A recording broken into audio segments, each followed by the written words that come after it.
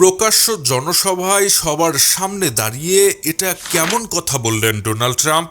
আমেরিকার প্রেসিডেন্ট এবার নিজের মুখেই তাদের নৌবাহিনীকে জলদস্যু বলে স্বীকার করে নিলেন।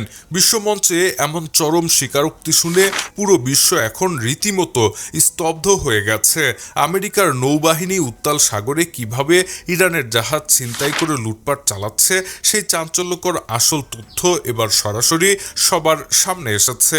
এই একটি কথা আন্তর্জাতিক অঙ্গনে এখন বিশাল বিতর্কের জন্ম দিয়েছে।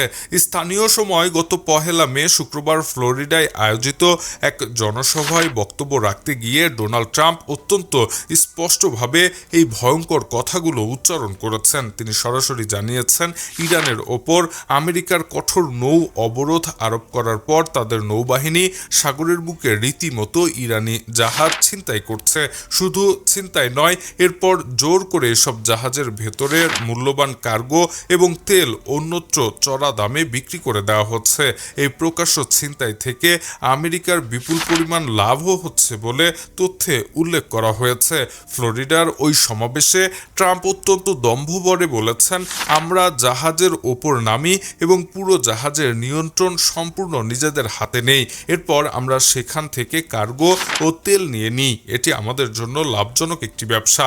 এরপর তিনি আরও ভয়ঙ্কর এক তথ্য দিয়ে বলেছেন, আমরা জলদস্যুর মতো, আমরা এক প্রকার জলদস্যুই, কিন্তু আমরা ইরানিদের সঙ্গে কোনো ধরনের খেলা খেলছি না।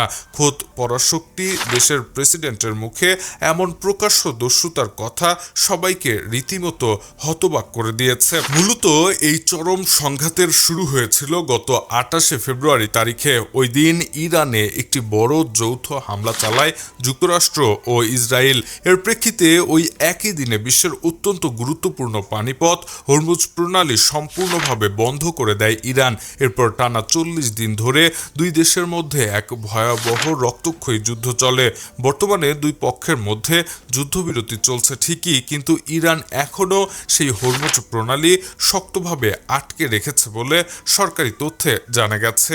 হরমুজ প্রণালীতে ইরানের এই অবরোধের করা জবাবে তাদের উপর সাগরে পাল্টা নৌ অবরোধ আরোপ করেছে যুক্তরাষ্ট্র।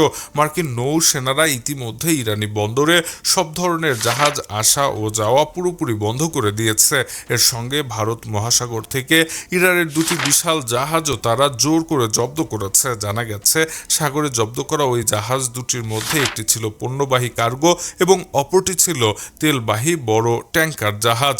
কয়েকদিন আগে ডোনাল্ড ট্রাম্প এক বক্তব্যে বলেছেন, ইরানের ওপর সরাসরি বোমাবর্ষণের চেয়েও সাগরের এই নৌ অবরোধ অনেক বেশি কার্যকর হিসেবে প্রমাণিত হচ্ছে। এদিকে ইরানিদের হরমুজ অবরোধের বিষয় নিয়ে আন্তর্জাতিক আইন বিশেষজ্ঞরা বড় ধরনের প্রশ্ন তুলেছেন। সাগরের এই লড়াই শেষ পর্যন্ত কত বড় বিপদ ডেকে আনে সেটাই এখন দেখার বিষয়। Shahriar Alam, EBD news.